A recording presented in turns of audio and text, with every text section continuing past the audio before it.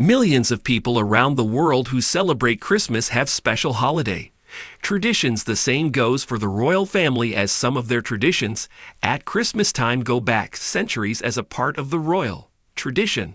The Prince and Princess of Wales may spend Christmas at Sandringham Estate alongside King Charles and other members of the royal family from last-minute presents or supporting small businesses. The royal family's shopping habits are surprisingly similar to our own, especially when it comes to their children, but not everyone who spent Christmas with the royals enjoyed it.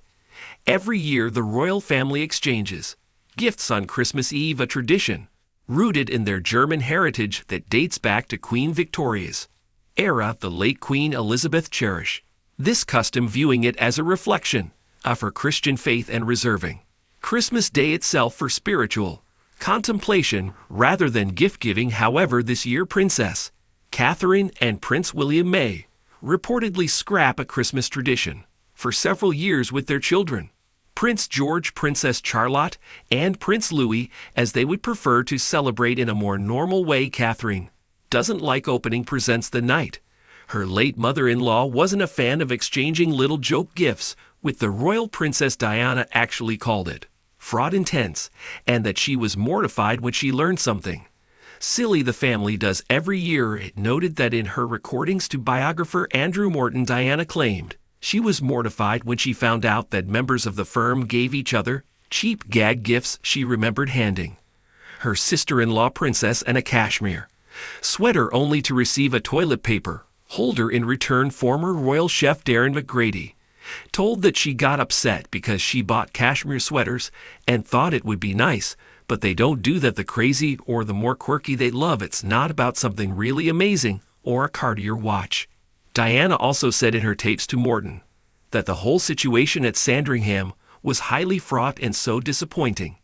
No boisterous behavior, lots of tension and silly behavior, silly jokes that outsiders would find odd, but insiders understood. Meanwhile, King Charles currently gearing up to spend the festive season period at the Sandringham Estate with the royal family, something that was loved by his late mother Queen Elizabeth.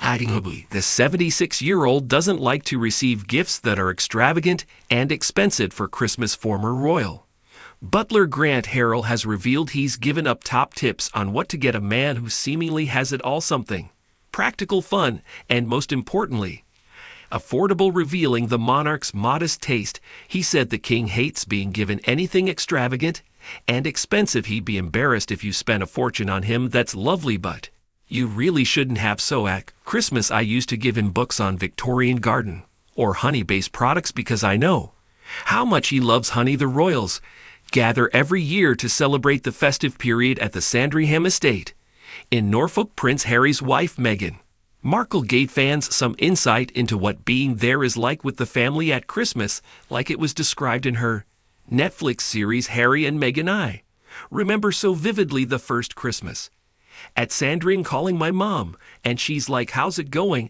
And I was like, "Oh my gosh, it's amazing." The Duchess called, "It's like the big family I've always wanted." And there was this constant movement and energy and fun, comparing the Wellses' Christmas plans and the upbringing of their children to other members of the royal family. I think this whole new generation of royal youngsters is having a different experience of royal life. They're lucky because they have their own home close to Sandringham, so they've always been able to wake up, their due stockings and presents, and then go to the big house for more formal celebrations.